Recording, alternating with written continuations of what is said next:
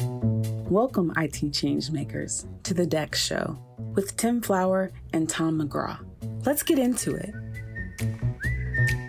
Hello, everybody. Welcome to your Dex Show. I'm Tom McGraw, joined as ever by Tim Flower. Tim, so you were just saying earlier that your house is a little delayed. If listeners don't know, Tim is house.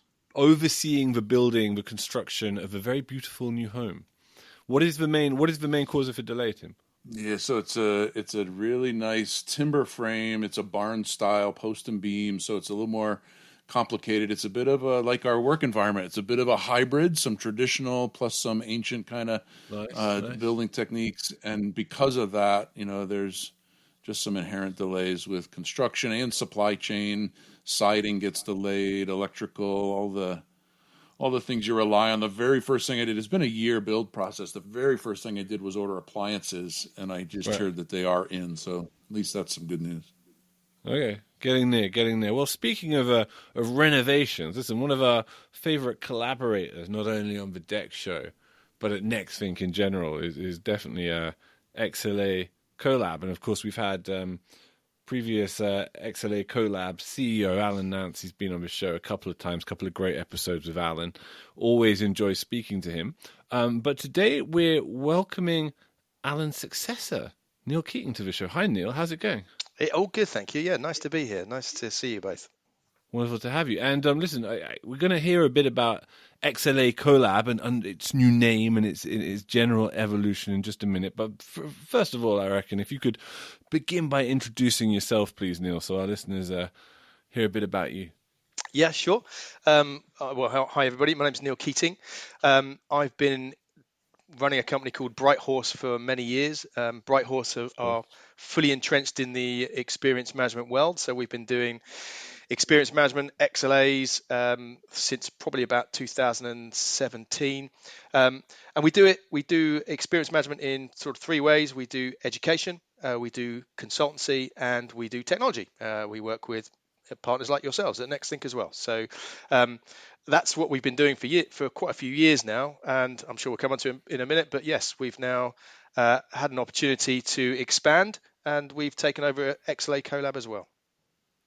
I see. So I didn't realize. So XLA Collab has now come under the Bright Horse banner. Well, is that approximately right, Neil? Or have you combined into one new entity? Nearly.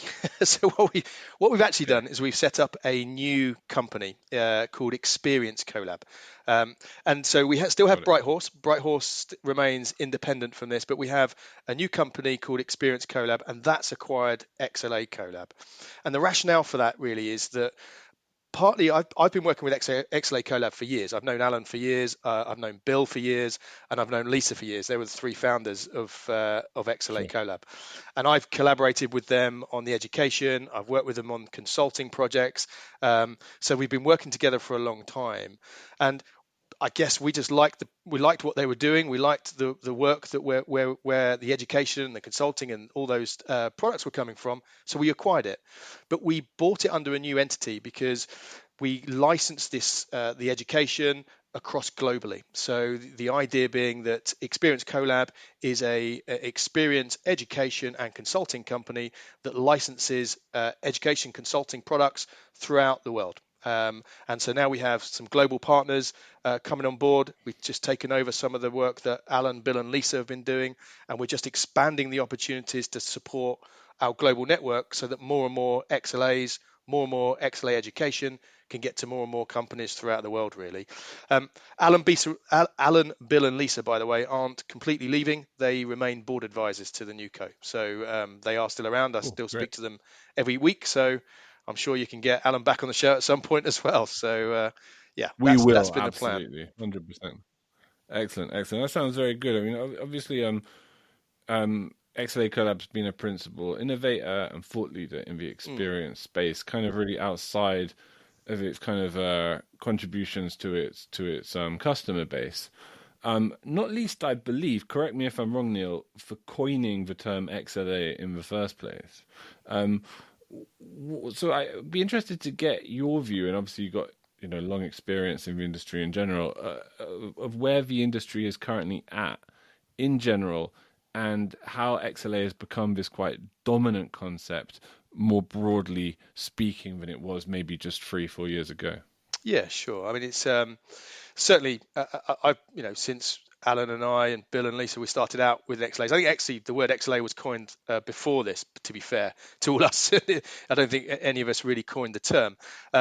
But it's been Alan and Co and our support in the UK that's been really pushing XLAs for the last 4 or 5 years, if not longer. And I guess it's quite impressive. I think where that's got to. The truth is the market is still quite immature. So this is not a mature model, mature market that everyone is knowing exactly what to do and how to do it. And that's why the education becomes so vital here, because it's about teaching people the different variants, how you get started and what you do. But it is impressive how the market has grown. Since we've been doing it, it's grown tremendously over the last 5 years. And now it is still on the agenda of every single CIO. You read all the Gartner reports, you read the Forrester reports, and it's quite clear that every CIO recognizes that delivering good experience management is key to actually IT performing well. So there's no doubt that even though it's still an immature market, that IT has now entered what we call the experience economy. Again, that's not a phrase we came up with particularly. That was two people in America. It's a book called Welcome to the Experience Economy, I think published in 1999. So that tells you how long ago that was. But what that means is that the IT has moved from services, just delivering services and all the SLAs and KPIs associated with that, into, well, we also need to be delivering something else. And that something else is normally about outcomes. Services has been about outputs. And what people are demanding now in the experience economy is outcomes. They want to be productive. They want to be enabled. They want to be able to do their job better. And that's really what IT need to do. And I think more and more IT departments are seeing that actually this is about outcomes, and actually the success of IT is really should be measured on the success of those people consuming IT, and that's really where XLAs have taken that massive growth over the last few years. And like a lot of things that we do in IT, it's maybe I feel like it's an overused phrase, but it's still applicable. We've got to look at all three pieces of the equation: people, process, and technology. And I think as we talk about, when we say the terms the market, it feels like it's a combination of those three. But I'm curious, in the one space, kind of since Nextthink obviously is a vendor, we're on the technology side. As we see the vendor space getting bigger and more broad, and more organizations involving themselves in delivering better experience, is there a risk here? In other words, is there a danger of forgetting some of the core founding principles of DEX in favor of definition scope creep? And do we need to guard against that? If we do, how do we do that? Yeah, I think that's a fair point, and I think the answer is yes. In my view, there is a risk that as more and more companies and organisations jump into the industry, that we can lose some of the initial thinking about how we're matching sentiment with operational criteria and other experience impacts. So I think that's definitely a risk in what we're doing. I think from my point of view, with Experience Collab, I think generally speaking, more and more companies entering the market is probably good news. Actually, I think it's probably good news for people like yourself as well, because that certainly tells you the market is growing. That certainly tells you that the market is maturing, because more and more people kind of want to do that. But when they come inside the market, and we call it experience washing. I don't know if you've heard that phrase before, but where organizations are just sort of washing themselves with experience as a cover, and they're just saying, well, yeah, we do experience too, and we're in the experience market as well. And if the reality is they're not, and the reality is they're just trying to market themselves into that position, that does confuse people. And I think I see, particularly actually in the technology space, particularly in DEX, there's lots more companies saying that they do DEX, but when you get under the covers of that, they don't really. They're just measuring technology. They're just doing uptime and downtime. That's not digital experience. I'd say the same with some of the survey vendors. More and more companies now saying we do employee experience surveys as opposed to, customer experience surveys. It's the same thing in a different clothing, really. So that can confuse the market, and I think that's been happening over the last couple of years. One of the things we're trying to do to guard against that, to answer your other part of the question, is that we're working with our partners, and we're coming up with XLA versions. So we started with XLA 1.0, we're now moved to XLA 2.0, and we have XLA 3.0. And that purpose of doing that really is to try and help organizations say, well, look, if you just want to gather sentiment and you're not going to match it with other indicators, that's absolutely fine. You're still doing a good thing. That's XLA 1.0.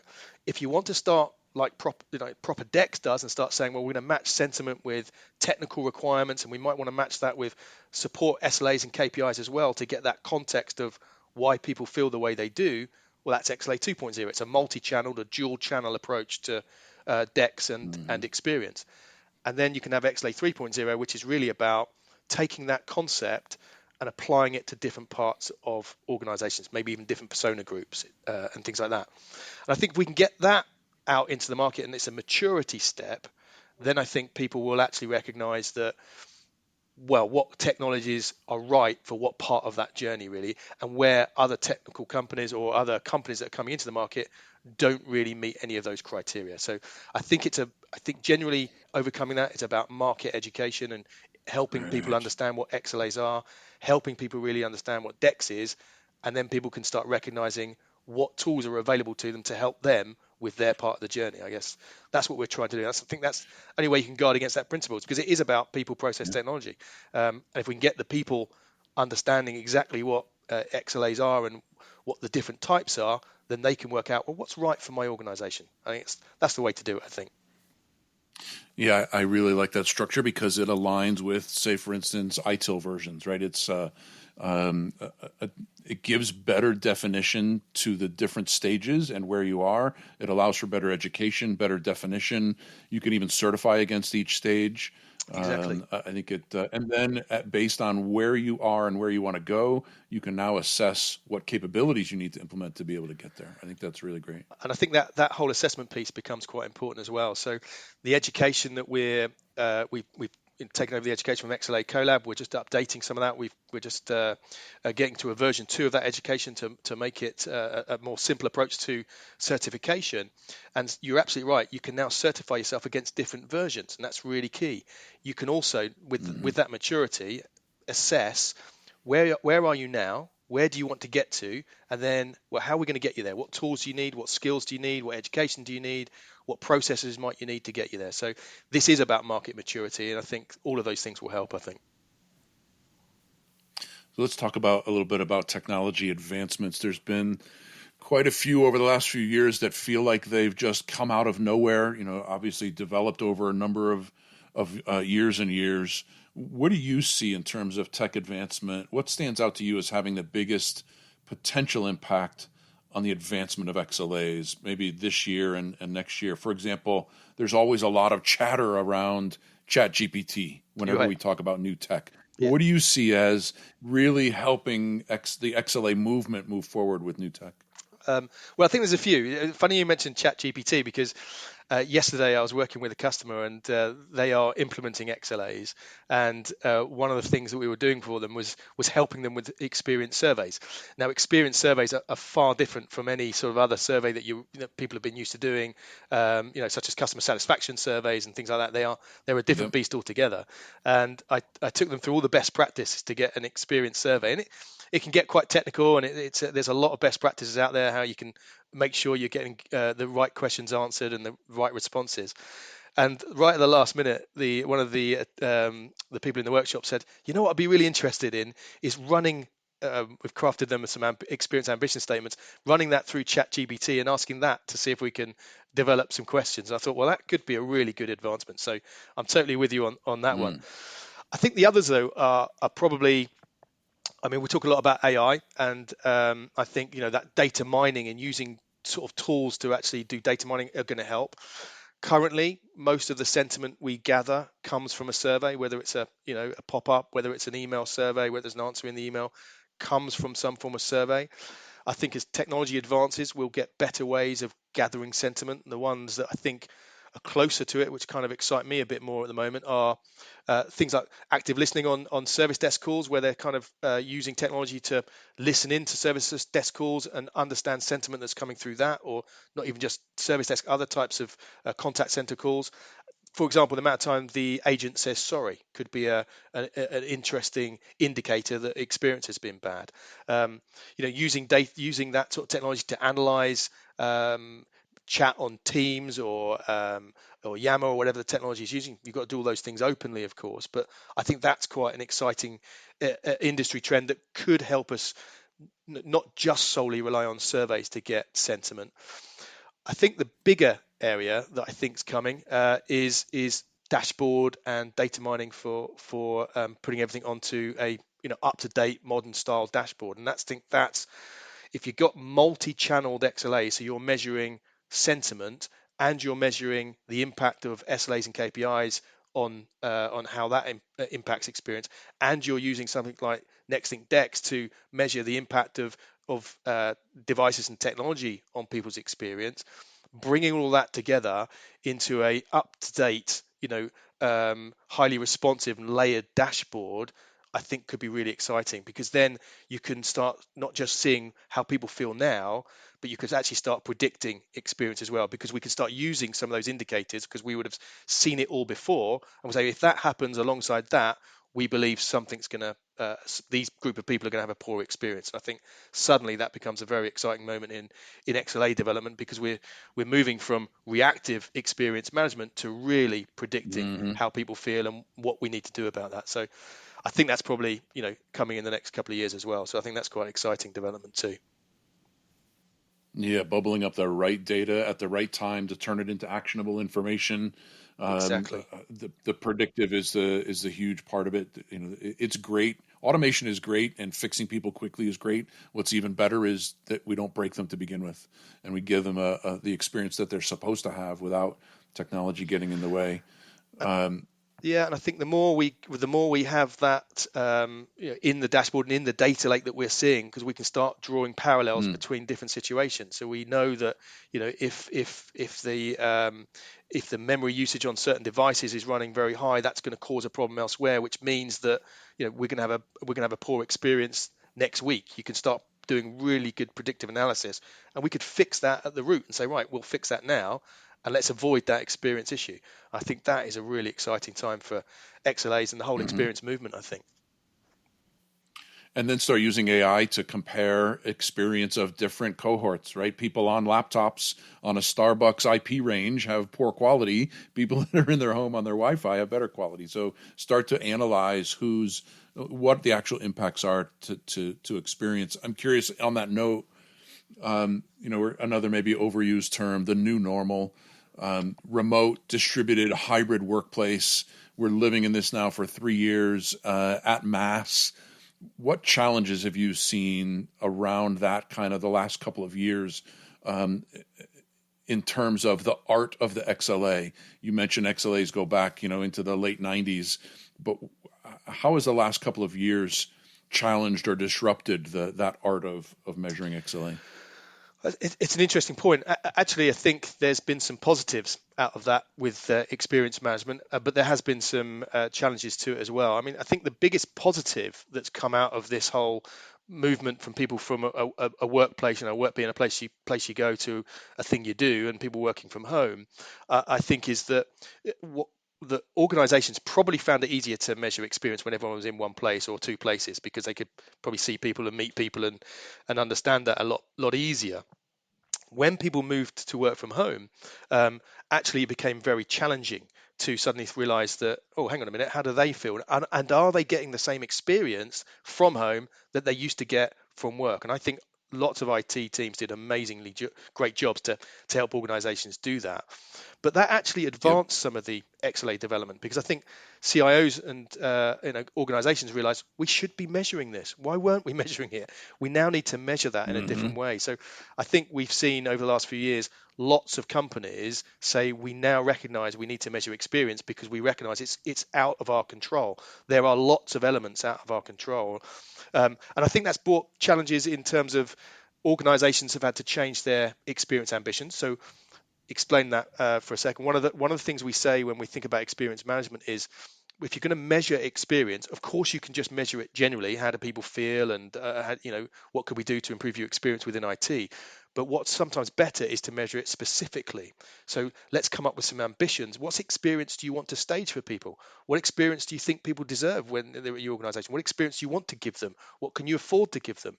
And we craft these ambitions that enable IT teams to understand this is the experience that people get when they come and use our services.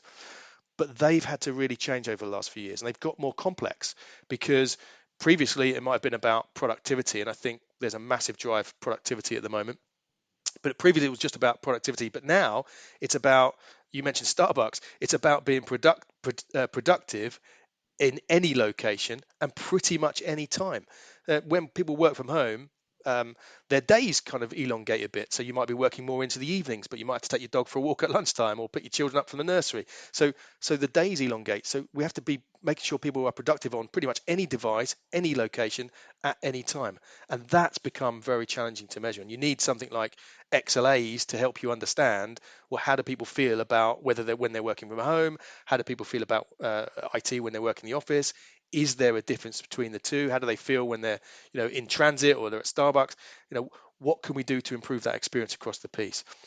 I think the other thing that's been interesting is that the ways that we've had to try and gather data. So that's also been interesting. And NextThink's done some great developments about gathering data from home Wi-Fi's, for example. So that's a great development to make sure we can still improve experience. But if we're gathering sentiment data, that's also changed, because people have many more distractions now than they ever did before when they're working from home. Got all sorts of things going on in their home life. They're also now trying to compete time with. So crafting some form of survey becomes a challenge, and also the time of that survey. I don't know if you ever knew this, but the best time to ever ask someone how they feel was always Tuesday morning at 11 o'clock. And the rationale from that was that Monday you'd be the first day back in the office, and so you're catching up with everybody and you're getting challenged, and you're trying to plan your week. Tuesday you'd be back in the office, and your week's sorted. You've got your coffee. You've sorted out your emergency emails. It's about 10:30, 11 o'clock, and then suddenly you get a survey through or something like that. You're more likely to answer it at that time than you ever were before.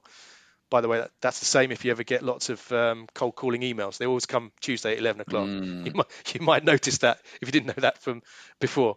But I reckon that's changed, because I don't think Monday is the first day people are back in the office anymore. People aren't either going back into the office, or Tuesday's often the first day, and Monday they work from home. So people are realizing that the whole way we get sentiment has to change, as well as the other measures that we take. So we're measuring sentiment, we're measuring technical data, then we need to make sure we're doing that in the right way, because that's completely changed now. People who work from home than ever did before, I think.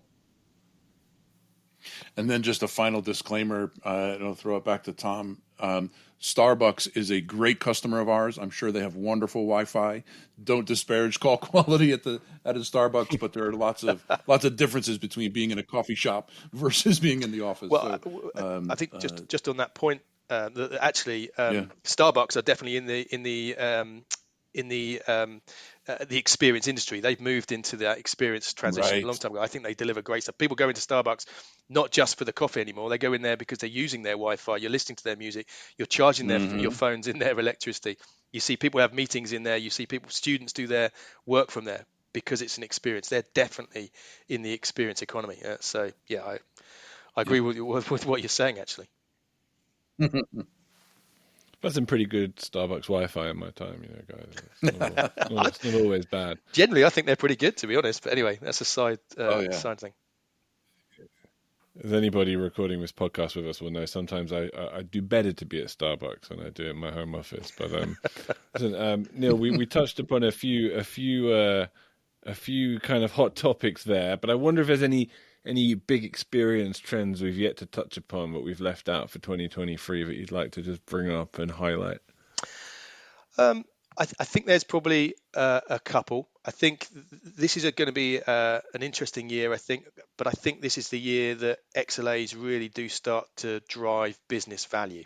If you think about the biggest trend, and not a technical trend or anything, but the biggest industry driver at the moment is, companies are shortening their growth. The growth is being downturned. Inflation is very high. Some economies are still talking about going into recession. So that's a challenge for any organization. So therefore, this is becoming not just a good thing to do because we should be measuring experience, but XLAs are becoming a must-do thing because we need to measure productivity. We need to make sure that our team are productive, because without that, then we don't know where or how well we are doing. So some productivity is measured easily through outputs. If you make shoes, you can easily tell how many more shoes you make at the end of the day. But sometimes it's not as easy as that. How do you know whether the finance team have been productive? How do you know whether the police force are more productive than they ever were? So, I think in this downturn, then I think what happens with experience measures is people say, well, we really need to get to the root cause of what we're measuring and why we should do that. And I think this is where XLAs come in and say, we can absolutely measure productivity of those employees using your technology. How well are IT enabling your company to do the jobs that they actually do? And I think the number one driver we always get is productivity, and I think that's coming into many more organizations now, because they need to make sure they're productive. So I think that's a big drive at the moment. I think that's a big trend that we're seeing with XLAs. I'd say number one reason why people do it, productivity. The other trend I see, though, outside of that, kind of related, I suppose, is there are more and more and more experience roles being created in organizations. If you go back a couple of years, it was very rare you saw a DEX manager or a head of XMO or a chief experience officer. More and more of these big companies are now creating experience departments or creating experience roles that are trying to drive not just CX, customer experience type activity, but they're creating these roles to measure employee experience activity, to make sure their employees are getting a good experience whilst they're in that organization. Not always solely IT, but IT plays a large part to that. So we're seeing more and more of those coming into play. And I think the reason for that, actually, perhaps the pendulum is swinging back a bit, but as you well know, the last few years we've seen lots of people leave organizations. There's been a massive exodus for people in organizations. Stats coming from 10% attrition rates to 30% attrition rates. Huge numbers of people kind of thinking they're going to move or moving.